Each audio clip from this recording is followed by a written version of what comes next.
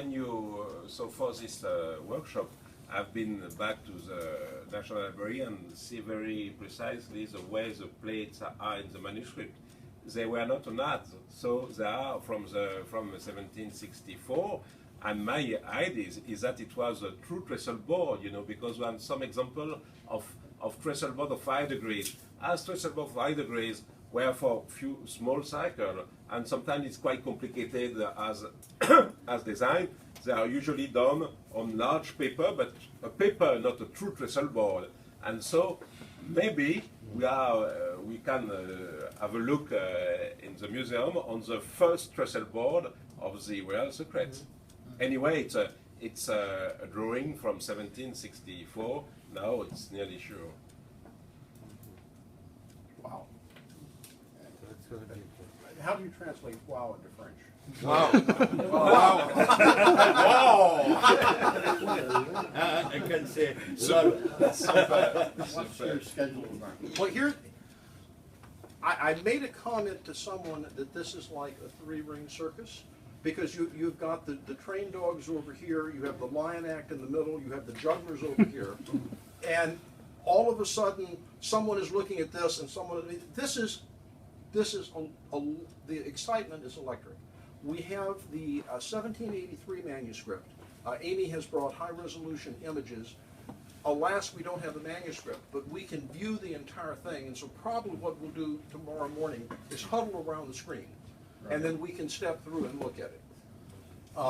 We have, let's convene tomorrow morning at 9 o'clock here. If you need caffeine, get it before you come into the room, because we're not going to have food or water or drink in the room. So let's make sure we're all coherent before we come in. We'll break for lunch. We'll then have an hour in the afternoon to wrap up. It's 1 to 2. It's what you want, you know. The library is closed, so we can work when we. The only point is that we have this big presentation, these large presentations to Masons and historians and public in the museum at 4. So we need half an hour to put back the manuscript in the showcase, and then the participant of this workshop will give some of the reasons with their president. So there's our plan. Assemble at 9. We will let's take a look at the 1783. Because that's the only way we'll be able to see it is on the screen. We then have this wonderful comparison that Brother Trébuchet has prepared for us with the Santo Domingo, and you can see what the material that's been added. We've got a question about handwriting. We've got all kinds, and we have to keep in mind we're looking to ask the intelligent question. So as we wrap up tomorrow afternoon, let's look for homework assignments. I mean, here I am falling back in my mode of a statistics instructor. I want everyone to go home and do 3 exercises on the normal distribution. But when then we will be at the reception. That we hope there will be more questions, more ideas. I think the excitement to me of having all of these manuscripts in one place, it makes me think I'm sure you're aware that George Washington took his oath of office on the Bible that belongs to St. John's Lodge in New York City. I have gotten my nose that close to it. And then there's a little smudge on the plexiglass, and I couldn't get any closer.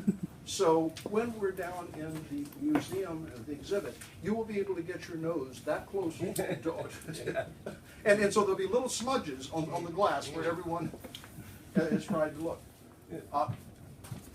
I'm excited by this. I thank you for coming. I hope this has met your expectations. It certainly met mine. The fact that we can't control our excitement, I think, is an indication of that we're doing the right thing. So we'll see you tomorrow morning at 9 o'clock. Thank you. Pierre, thank you so very much. Brent, just here is, as Pierre said, his article on the Santo Domingo 1764. So it's the same one you sent in the email, right? Tomorrow. If you don't have a copy of this, we have more over there. Nicely done.